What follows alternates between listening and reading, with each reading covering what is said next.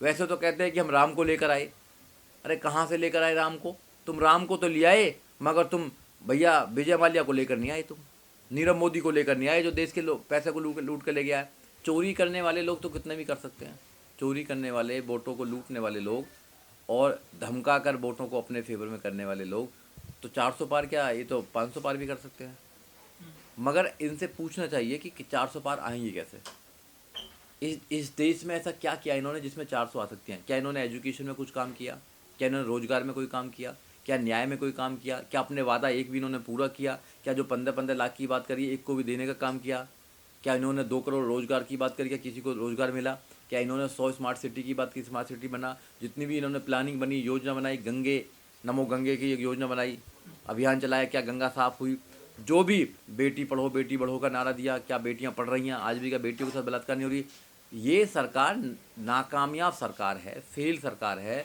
सरकार आने के बाद में, सरकार जब आई तो उन्होंने लंबे लंबे बड़े बड़े वादे किए, बट ये सब फेल हो गए। और फेल होने के बाद में ये सरकार अपनी नाकामियों को छुपाने के लिए ये और झूठ बोलने का काम कर रही है और हमारी वोटों को लूटने का काम कर रही है। अरे आजकल सब कंप्यूटराइज है, सबको पता है किस किसने खरीदे हैं, क्या है, कुछ कोई डिटेल नहीं निकालनी पड़ती, ज़्यादा टाइम नहीं लगता है, सबको पता लग जाएगा किसने किस किस को दिया है।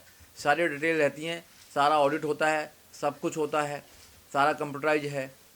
एक हफ्ते में सारी डिटेल निकाल कर दे सकते हैं। ये जो टाइम मांगा जा रहा है जून तक, इसलिए मांगा जा रहा है क्योंकि देश में आम चुनाव आने वाले हैं, आम चुनाव हो जाएंगे, लोकसभा के चुनाव हो जाएंगे, फिर उसके बाद में कौन पूछ रहा है।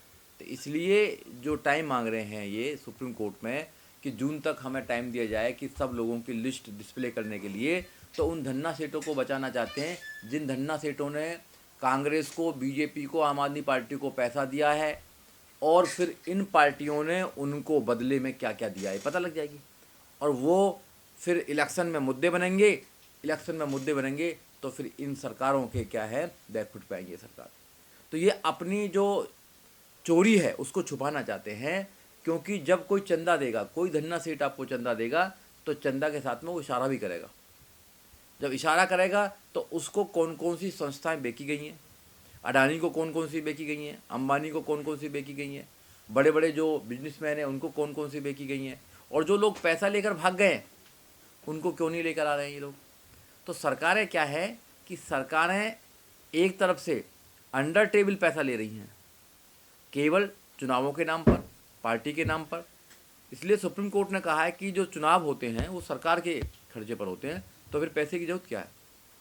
और जो स्कीम है ये, इसको अनकॉन्स्टिट्यूशनल बताया सुप्रीम कोर्ट ने। तो सुप्रीम कोर्ट के जो ऑर्डर आया है, जजमेंट आया है, उसका तो स्वागत करना चाहिए। बहुजन समाज पार्टी पहले से इसको स्वागत करती है।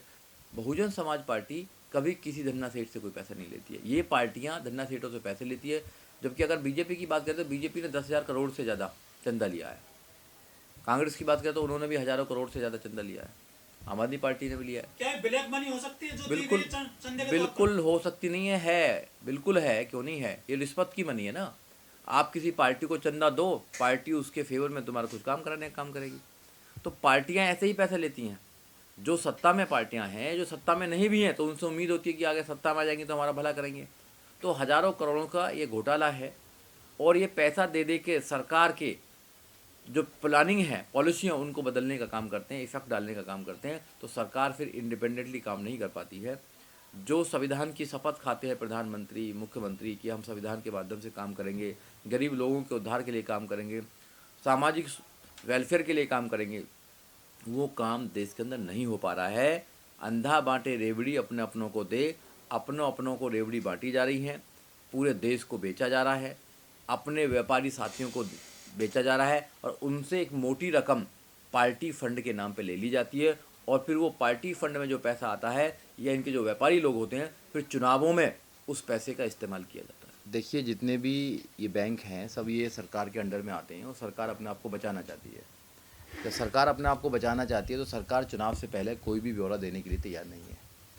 अगर चुनाव से पहले सारे ब्यौरे आते हैं, नाम आते हैं किन किन लोगों ने पैसा दिया है, बीजेपी को पैसा दिया है और आम आदमी पार्टी को पैसा दिया है, कांग्रेस को पैसा दिया, सारी पार्टियों को जो पैसा दिया धन्ना सेठों ने, उनके नाम आ जाएंगे, तो सरकार की थूथू होगी, सरकार की बदनामी होगी। तो सरकार नहीं चाहती कि चुनाव से पहले कुछ ऐसा हो।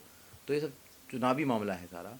और सुप्रीम कोर्ट में अगर टाइम मांग रहे हैं तो सरकार फिर लोगों को बताना नहीं चाहती है। और सरकार ये तो नहीं बताना चाहती, सरकार केवल इलेक्ट्रॉन बॉन्ड को नहीं बताना चाहती, सरकार ने पहले भी जो प्रधानमंत्री जी ने पीएम केयर फंड में जो पैसा लिया था 10,000 करोड़ से ज़्यादा, उसको भी सुप्रीम कोर्ट में लाकर उसका ऑडिट नहीं कराया, ऑडिट के लिए मना कर दिया।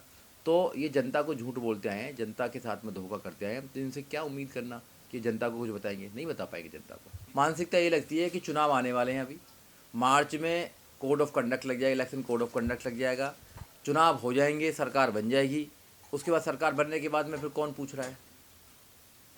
जब सुप्रीम कोर्ट ने कहा थी मार्च तक की लिस्ट आनी चाहिए, कौन कौन किस किस संस्था ने, किन किन लोगों ने, किन उद्योगपतियों ने, धन्ना सेठों ने आपको पैसा दिया है, ये पता होना चाहिए। तो सरकार को बैंक से पैसा लेना, बैंक से लिस्ट लेनी चाहिए थी और उनको डिस्प्ले करना चाहिए था। अब ये डिस्प्ले इसलिए नहीं कर रहे हैं कि पता लगेगा किस किस नेता को पैसा दिए गए हैं, किस किस पार्टी को पैसा दिए गए हैं, मतलब कहाँ का किस किस धन्ना सेठ ने कोई करता है। बहुजन समाज पार्टी तो पहले भी इसके फेवर में थी कि हाँ बिल्कुल लिस्ट करनी चाहिए, क्योंकि बहुजन समाज पार्टी को कोई धन्ना सेठ पैसा नहीं देता है। बहुजन समाज पार्टी एकमात्र देश की एक पार्टी है जिसको उसके कार्यकर्ता सहयोग करके चलाने का काम करते हैं। सारी पार्टियों को धन्ना सेठ पैसा देने का काम करते हैं, और जब ये सत्ता में आ जाते हैं, सत्ता में होते हैं, तो धन्ना सेठों के लिए प्लानिंग बनाने का काम करते हैं, उनको बड़ी बड़ी संस्थाओं को बेचकर प्राइवेट में करने का काम करते हैं। तो क्या एसबीआई पर दबाव है कोई सरकार का जो डिटेल नहीं दे रही है ये? बिल्कुल दबाव है, क्यों नहीं दबाव है, सरकार का तो हर इंसान पर दबाव हो रहा है। अरे सरकार का तो हर इंसान पर दबाव है। अगर कोई विपक्ष का नेता अगर इनकी गलत पॉलिसियों के खिलाफ अगर बात करता है तो उसको जेल में डाल दिया जाता है, उस पर एनएसए लगा दिया जाता है, उस पर झूठी एफआईआर लगाई जाती है। कोई रोजगार मांगने जाता है तो उस पर एफआईआर लगा दी जाती है, कोई अधिकार मांगने जाता है तो उस पर एफआईआर लगा दी जाती है। किसान आते हैं तो किसानों को नहीं आने दिया जाता है, उन पर एफआईआर। नौजवान आते हैं तो नौजवानों को गोली से मारा जाता है। तो यह दलित हो, ओबीसी हो, महिला हो, SC ST हो, जो 85% लोग हैं, अगर वो अपने अधिकार मांगने जाएंगे तो उनको स्वागत गोली से किया जाएगा, उनका स्वागत एफआईआर करके किया जाएगा, उनका स्वागत जेल में डालकर किया जाएगा। तो समझना चाहिए लोगों को कि सरकार से कोई उम्मीद नहीं है, कोई उम्मीद नहीं है सरकार से। लेकिन मोदी जी कहते थे कि जितने लोग काला धन लेकर के भागे हैं या जिनके पास काला धन है सबका चिट्ठा मेरे पास है, मोदी जी कहते थे। लेकिन एसबीआई जो है सिर्फ धंधे की जो है ब्यौरा नहीं दे रहा है। अब उनका ब्यौरा जो काला धन था, काला धन का ब्यौरा प्रधानमंत्री के पास था। प्रधानमंत्री जी ने उस समय कहा था 2014 में कि मैं जो काला धन है उसको लेकर आऊँगा, सफ़ेद कर दूंगा उसको, और 15-15 लाख सबको दे दूंगा। किस किस को मिले पूछा नहीं किसी ने, सवाल करना चाहिए। दूसरा उसने जुमला बोला कि 2 करोड़ रोजगार प्रत्येक साल देंगे। 2 करोड़ का मतलब है 2014 से लेकर 2024 लगभग 20 करोड़ रोजगार देने चाहिए थे। एक उन्होंने कहा कि बुलेट ट्रेन आएंगी, कौन से रूट पर चलती है बुलेट ट्रेन ये पता करिए। उन्होंने कहा 100 स्मार्ट सिटी बनेंगे, कहाँ स्मार्ट सिटी, 100 स्मार्ट सिटी। कितने झूठ बोले देश की जनता से, और आज भी देश की जनता से जो देश का पैसा है वो कहाँ जा रहा है। और एक बात और आपको मालूम होना चाहिए कि जब मोदी जी आए थे 2014 में तो देश पर कर्ज था 64 लाख करोड़ रुपया। ये 2014-2015 का वो है। और 2023-2024 का सर्वे है कि देश पर अब कर्ज है 175 लाख करोड़। 175 लाख करोड़ कर्ज है देश पर। कहाँ जा रहा है वो पैसा जो कर्ज लिया जा रहा है? इस देश को सोने की चिड़िया नहीं बनाया जा रहा है, इसको कर्जदार बनाया जा रहा है। देश को तो गुलाम बनाने की फिर षड्यंत्र किया जा रहा है इस देश के अंदर। ये कहते हैं कि यहाँ पर अमृतकाल चल रहा है। कैसा अमृतकाल चल रहा है? जब 64 लाख करोड़ रुपया था कर्ज, तो वो 175 लाख करोड़ कैसा हो गया? कुछ लोगों के लिए अमृतकाल चल रहा है, जिनके लिए सारे खजाने खोले जा रहे हैं, खजाने के मुंह खोले जा रहे हैं, और कुछ लोग यहाँ से उस खजाने को लूट कर ले जा रहे हैं। तो इनकी करनी कथनी में अंतर है। देश की जनता को 2024 में इनको सबक सिखाना चाहिए।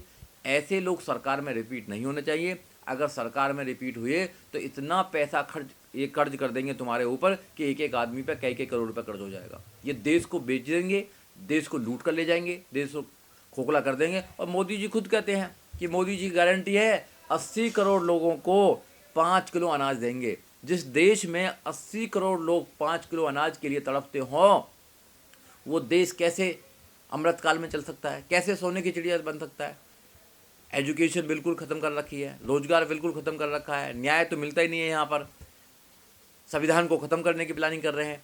तो जो 85% बहुजन समाज है उसको समझना चाहिए कि आप ऐसे हाथों में हैं कि कभी भी आपको गुलाम बनाया जा सकता है, कभी भी घोषणा हो सकती है कि आज से तुम गुलाम हो, आज से देश में इलेक्शन नहीं होंगे, आज से ये ऑर्डर कर देंगे। क्योंकि मोदी जी तो मन की बात करते हैं, किसी मन की बात तो सुनते नहीं हैं। रात को 8 बजे आ जाते हैं, कोई भी ऑर्डर करके चले जाते हैं। लेकिन चंडीगढ़ वाले मामले में भी बढ़िया डिसीजन दिया सुप्रीम कोर्ट ने, और इसमें इलेक्टोरल बॉन्ड में भी बढ़िया दे दिया है।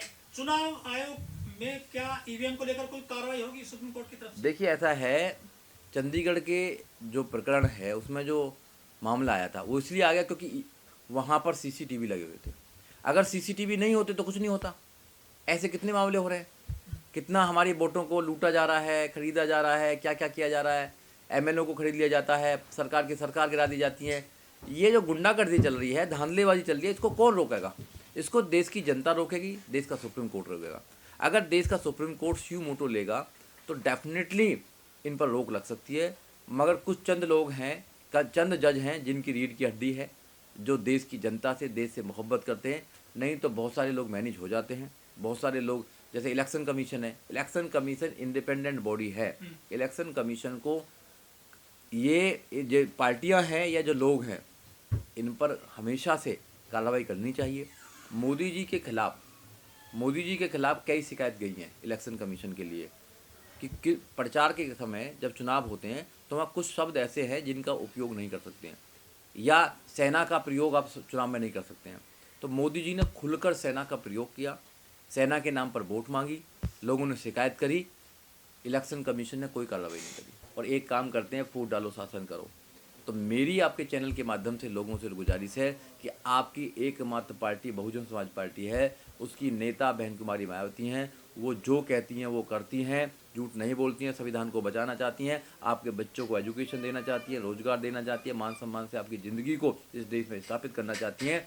अपनी पार्टी को मजबूत कीजिए, बहुजनों जाग जाओ, नहीं तो फिर आपके संविधान को, आपके बच्चों के अधिकार को ख़त्म कर दिया जाएगा। इधर उधर भटकने की जरूरत नहीं है।